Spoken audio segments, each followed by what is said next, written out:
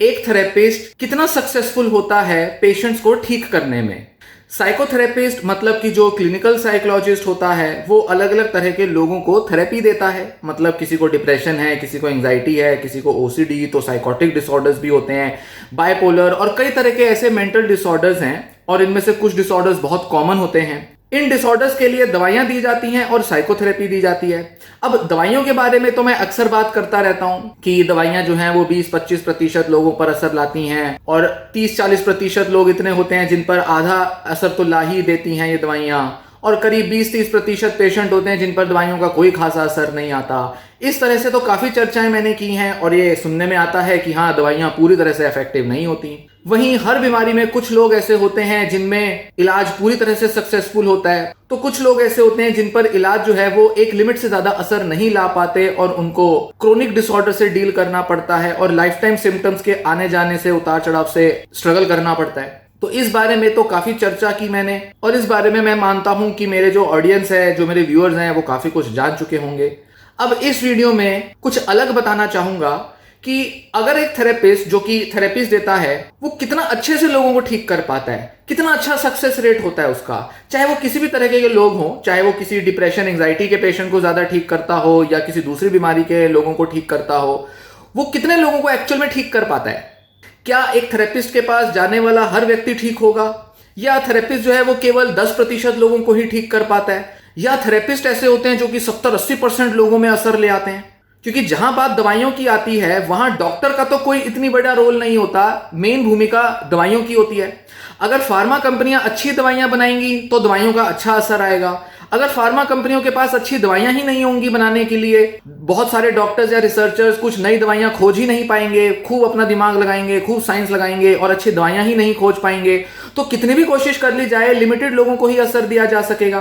पर साइकोथेरेपिस्ट का जो काम होता है वो काफी सब्जेक्टिव होता है। वो उसकी नॉलेज, उसकी स्किल्स, उसकी बीमारी को लेकर जो अंडरस्टैंडिंग है, कई चीजों पर डिपेंड करता है कि एक थेरेपिस्ट कितना अच्छे से लोगों की मदद कर सकता है। तो डिप्रेशन के बारे में तो एक साइकेट्रिस्ट भी जानता है, क्लिनिकल साइकोलॉजिस्ट भी जानता है, पर डिप्रेशन के इलाज के लिए एक साइकेट्रिस्ट वही 2-4 दवाइयां देगा, जबकि साइकोथेरेपिस्ट की नॉलेज, उसकी स्किल, वो प्रॉब्लम्स को कितना डीपली समझता है, प्रॉब्लम्स को कितने अच्छे से हैंडल करता है, लोगों को कितना अच्छे से एनालाइज कर पाता है, उनको थेरेपी में कैसे गाइड करता है, इसमें बहुत सारा सब्जेक्टिव इनपुट चाहिए होता है। मतलब एक डॉक्टर का अपना पर्सनल इन्वॉल्वमेंट यहां पर मैटर करता है। इसलिए एक स्वाभाविक सी बात है, सोचने में लगता है, लॉजिकल सी चीज है कि हाँ, शायद जो ज्यादा एक्सपीरियंस्ड थेरेपिस्ट होते होंगे वो ज्यादा अच्छे से पेशेंट्स को ठीक कर पाते होंगे। पर ओवरऑल थेरेपिस्ट कितनी मदद दे पाते हैं पेशेंट्स को?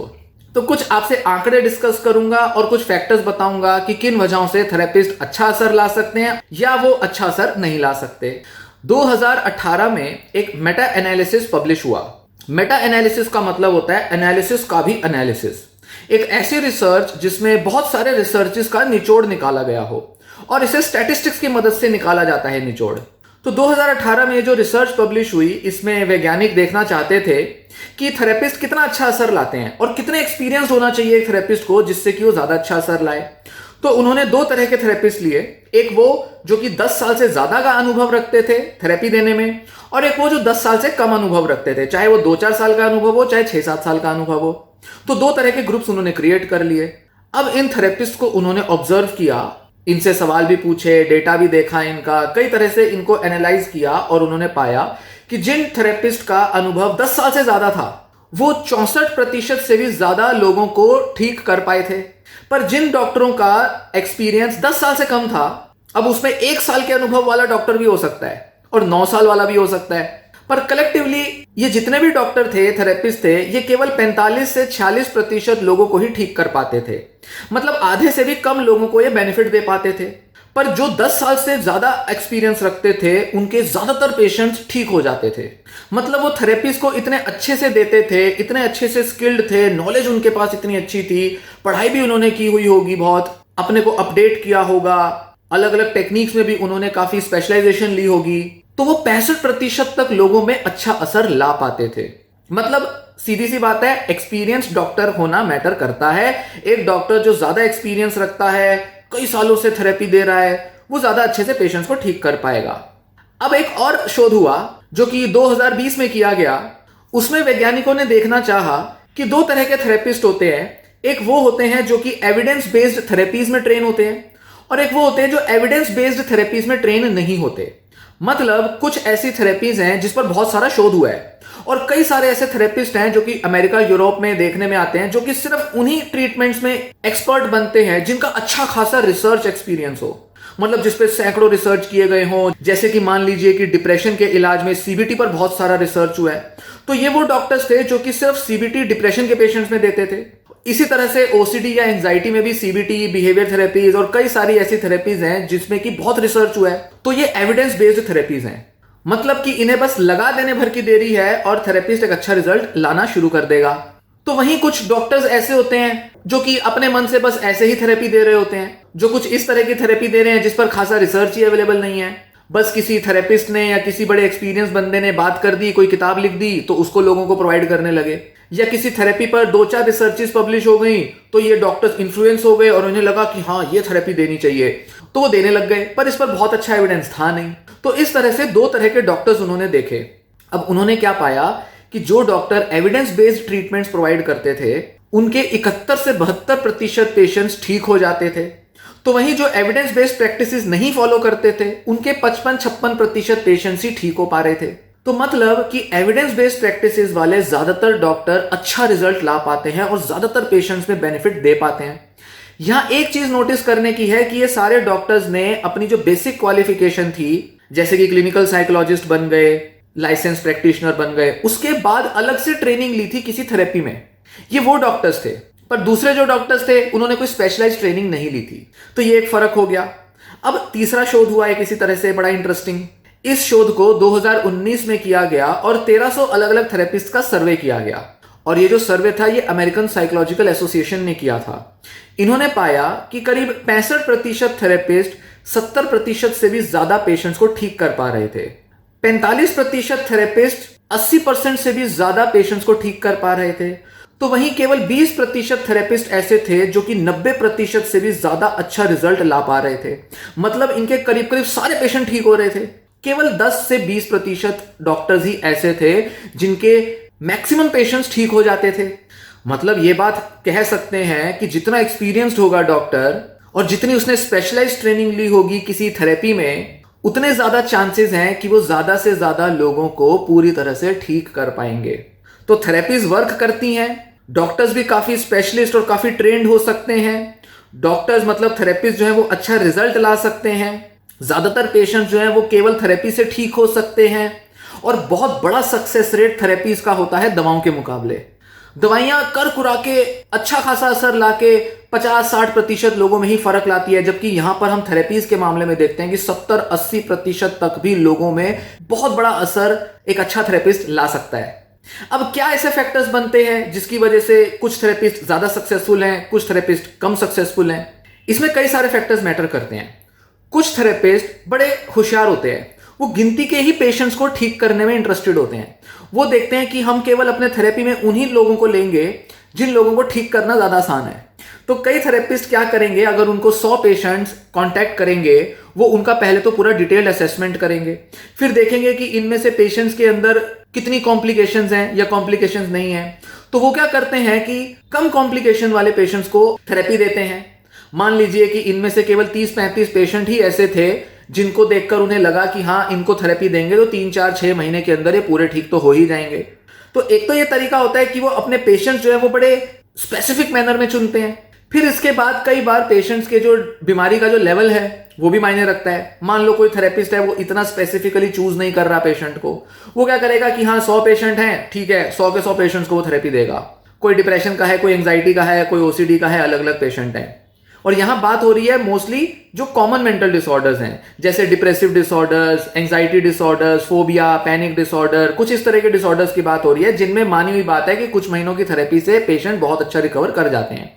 तो कुछ थेरेपिस्ट क्या करते हैं, करते तो सब पर है थेरेपी, पर मान लेते हैं कि इनमें से 20-30 पेशेंट ऐसे थे जिनकी डिसऑर्डर का लेवल जो था वो काफी सीवियर था, तो वो पेशेंट जो है वो ठीक नहीं हो पाएगा इतने अच्छे से। उस पेशेंट को कई सारे थेरेपिस्ट को कांटेक्ट करना पड़ेगा, कई साल लग जाएंगे, उसको आरटीएमएस का या दूसरा ट्रीटमेंट लेना पड़ेगा, कई अलग अलग ट्रीटमेंट लेकर ये पेशेंट ठीक हो पाएगा। तो थेरेपिस्ट ही केवल उसका इलाज कर पाए ऐसा जरूरी नहीं है। फिर डिपेंड करता है ड्यूरेशन ऑफ इलनेस, किसी पेशेंट को 10 साल से बीमारी है, किसी को 10 महीने से बीमारी है, तो 10 महीने वाला ज्यादा जल्दी ठीक होगा, 10 साल वाले को ठीक करने में ज्यादा मुश्किल आएगी। फिर वहीं थेरेपिस्ट की पर्सनैलिटी मैटर करती है। कुछ थेरेपिस्ट बड़े प्रैक्टिकल होते हैं, एकदम टेक्निक लगाएंगे, पेशेंट को होमवर्क असाइनमेंट देंगे, पेशेंट करके लाएगा ठीक, नहीं तो कुछ टाइम के बाद मना कर देंगे, बोल देंगे कि भाई हम तुम्हारी थेरेपी नहीं कर सकते, तुम मोटिवेटेड नहीं हो, पहले मोटिवेटेड हो जाओ फिर मिलना। पर एक थेरेपिस्ट क्या है, वो लगा रहेगा, वो कहेगा नहीं मुझे इस पेशेंट की हेल्प करनी है, इस पेशेंट को डिप्रेशन से बाहर निकालना है। वो पूरा डेडिकेशन के साथ पूरी कठिनाइयों का सामना करके लगा रहेगा पेशेंट के साथ। तो हो सकता है कि एक थेरेपिस्ट जो कि ज्यादा टाइम नहीं दे रहा उसके रिजल्ट कम अच्छे होंगे, जबकि जो थेरेपिस्ट ज्यादा टाइम दे रहा है उसके रिजल्ट ज्यादा अच्छे होंगे। फिर इसके बाद कई बार पेशेंट्स की मोटिवेशन भी मैटर करती है। हाँ थेरेपी के बारे में सुना तो बहुत है, चलो आओ डॉक्टर को कांटेक्ट कर लें, दवाइयाँ तो ले रहे हैं पर प्रॉब्लम्स तो जेनेटिक होती हैं, क्या कर लेगा ये थेरेपिस्ट। तो बड़े डबल माइंडेड होकर उदास मन के साथ डॉक्टर के पास जाते हैं, डॉक्टर कुछ बताता है, कहते हैं बड़ी मुश्किल होगी थेरेपी करना, तो हमसे तो नहीं होगा, हमें तो समझ नहीं आ रहा। मोटिवेटेड ही नहीं है पेशेंट तो वो थेरेपी छोड़ देगा, तो नेचुरली थेरेपिस्ट का सक्सेस रेट कम होगा। इसीलिए ज्यादातर थेरेपिस्ट जो होते हैं अगर अमेरिकन यूरोपियन तरीके से काम करें तो वो चुन के अपने पेशेंट लेते हैं। कुछ पेशेंट्स को वो अपनी थेरेपी में इंक्लूड ही नहीं करते। कुछ पेशेंट्स पर वो वर्क करेंगे, अच्छे से मेहनत करेंगे क्योंकि उनको रिजल्ट चाहिए, वो खुद भी मोटिवेटेड रहना चाहते हैं, वो खुद भी चाहते हैं कि भाई हम काम कर रहे हैं हमारा कुछ रिजल्ट आए, तो वो कुछ पेशेंट्स को थेरेपी में ले लेंगे, उन पर मेहनत करेंगे, 3-6 महीने के अंदर पेशेंट को ठीक कर देंगे, अपना रिव्यू भी अच्छा आ जाएगा, फीडबैक भी अच्छा आ जाएगा और पेशेंट की भी रिकवरी अच्छी हो जाएगी और एक परसेप्शन जाएगा कि हाँ थेरेपीज वर्क करती हैं। पर इस बीच बहुत से जो पेशेंट्स होते हैं वो एक्सक्लूड हो जाते हैं। तो कई अलग अलग तरीके से थेरेपिस्ट अप्रोच करते हैं। इंडिया में हमें ये देखने में नहीं आता कि कोई पेशेंट आ रहा है और थेरेपिस्ट जो है वो मना कर दे सिर्फ इसलिए क्योंकि तुम मेरे टाइप के पेशेंट नहीं हो, तुम्हें ठीक करने का मुझे कुछ फायदा नहीं होगा, या तुम्हारी प्रॉब्लम बहुत सीवियर है इसलिए हम ठीक नहीं कर सकते। इनफैक्ट वो कहेगा कि हाँ थेरेपी का तुम पर असर ही नहीं आएगा, तुम पर कितनी भी थेरेपी दे देंगे, तुम्हारा अभी वो माइंडसेट ही नहीं है कि तुम थेरेपी से फायदा ले पाओ, तो थेरेपिस्ट थेरेपी ही ना दे। इसके चांस हिंदुस्तान में रिलेटिवली कम दिखते हैं, पर हाँ बाहर के देशों में, यूरोपियन देशों में ये ट्रेंड काफी काम करता है। तो इस तरह से थेरेपिस्ट का जो सक्सेस रेट है वो कई फैक्टर्स पर डिपेंड करता है। पर हाँ ये जरूर है कि बहुत से थेरेपिस्ट अच्छे एक्सपीरियंस के साथ, अच्छी नॉलेज और स्पेशलाइज्ड ट्रेनिंग के साथ अच्छे रिजल्ट्स ले आते हैं। हिंदुस्तान में स्पेशलाइज्ड ट्रेनिंग रिलेटिवली बहुत कम है। बेसिक सी डिग्री होती है, क्लिनिकल साइकोलॉजिस्ट बन जाता है डॉक्टर, एक थेरेपिस्ट, बस इतना ही काफी होता है। बहुत ज्यादा स्पेशलाइज्ड ट्रेनिंग हो ऐसा जरूरी नहीं है, पर वो अपने एक्सपीरियंस से, अपनी समझ से, किताबें पढ़कर, रिसर्च पढ़ के, अपने आसपास के दूसरे डॉक्टरों, थेरेपिस्ट से बात करके, उनसे अपना ज्ञान लेकर धीरे धीरे वो स्पेशलिस्ट बन जाता है। तो इसलिए ये कहें कि हाँ ये तो 2 साल का एक्सपीरियंस रखता है थेरेपिस्ट, इसके पास क्यों जाएं, वो तो वीडियो में हमने सुन लिया 10 साल से ज्यादा का एक्सपीरियंस चाहिए, तो सारे के सारे वो जो 10 साल से ज्यादा वाले एक्सपीरियंस वाला जो थेरेपिस्ट है उसके पास चले जाएंगे। पर प्रॉब्लम क्या होगी, वो डॉक्टर, वो थेरेपिस्ट चार्ज बहुत ज्यादा करेगा, 3-3, 5-5 हजार रुपया वो एक सेशन का चार्ज कर लेगा। मैक्सिमम पेशेंट वो अफोर्ड ही नहीं कर पाएंगे। तो एक बड़ा कारण जो कि थेरेपीज के फेल होने का होता है वो ये होता है कि थेरेपीज महंगी बहुत हैं। थेरेपीज महंगी क्यों होती हैं? क्योंकि एक डॉक्टर की नॉलेज और डॉक्टर का पर्सनल एफर्ट लगता है, डॉक्टर की एक्सपर्टीज लगती है। एक डॉक्टर ने 15 साल तक एक ही टाइप के पेशेंट देखे हैं, उनके हर तरह के लाइफ इश्यूज को हैंडल किया है, बहुत सारी टेक्निक सीखी हैं। तो ऐसे में वो चाहेगा कि मेरा जो एक्सपीरियंस है उसका अगर मैं किसी को फायदा दूं तो मुझे भी उसका रिटर्न मिले। वो 100-200 रुपए में, 500 रुपए में काम नहीं करेगा। क्यों? क्योंकि वो अपने काम की वैल्यू करना चाहता है। इनफैक्ट आप खुद जब ऐसे डॉक्टर के पास जाओगे आप उस डॉक्टर की वैल्यू ही नहीं करोगे। ये भी एक माइंडसेट होता है। 200 रुपए लेने वाला आपके लिए फालतू डॉक्टर होगा, 2000 लेने वाला आपके लिए वैल्यूएबल होगा। तो थोड़ा तो पब्लिक माइंडसेट भी है जिसकी वजह से डॉक्टर ज्यादा चार्ज करते हैं। पर उसके अलावा डॉक्टर का अगर अच्छा एक्सपीरियंस होगा तो डॉक्टर ज्यादा चार्ज करेगा। इसीलिए कुछ ही लोग अफोर्ड कर पाते हैं थेरेपीज और कुछ ही लोग पूरा कर पाते हैं थेरेपीज को, ज्यादातर लोग बचते हैं। हाँ, उसको लेकर एक ये बात कही जा सकती है कि बहुत से लोगों के डबल स्टैंडर्ड होते हैं। शराब पीने में इतना पैसा खर्च कर देंगे, ट्रैवल टूरिज्म में खर्च कर देंगे, पर थेरेपी पर पैसा खर्च नहीं करेंगे। क्यों? क्योंकि हमें लगता है थेरेपी में इतना क्यों खर्च करना। एक ऐसी बीमारी जो आपकी पूरी लाइफ को खराब किए हुई है, एक ऐसी बीमारी जो आपके अंदर सुसाइडैलिटी ला सकती है, आप अगर उसको अहमियत नहीं दोगे तो फिर लाइफ में किसे अहमियत दोगे? तो वहां कहीं ना कहीं लोग इस चीज की गलती करते हैं कि वो अपने लाइफ में मेंटल हेल्थ को प्रायोरिटाइज नहीं कर पाते, उसको अहमियत नहीं देते जितनी अहमियत वो डिमांड करती है। मेंटल हेल्थ ठीक नहीं होगी तो पूरी लाइफ बेकार है। अगर मेंटल हेल्थ के लिए हम खर्चा नहीं कर सकते तो फिर किसके लिए करेंगे? जब जीवन में सुखी नहीं है तो फिर किस बात का ये पैसा? तो इसलिए जो लोग डबल स्टैंडर्ड रखते हैं उन्हें थोड़ा अपना दिमाग खोलना चाहिए। और जिन लोगों के पास एक्चुअल में आर्थिक तंगी है, वो मजबूर है, तो उन्हें सरकारी अस्पताल से जाके ट्रीटमेंट लेना चाहिए। पर हाँ, ये जरूर है कि अगर एक थेरेपिस्ट आप पर काम करेगा, एक्सपीरियंस थेरेपिस्ट होगा, तो ज्यादातर लोगों को वो ठीक कर पाएगा। इसीलिए थेरेपीज को लेकर और थेरेपिस्ट को लेकर सकारात्मक रहा जा सकता है और पूरे दुनिया भर का डेटा बताता है कि थेरेपीज और थेरेपिस्ट दोनों काफी अच्छे सक्सेसफुल रिजल्ट्स लाते हैं।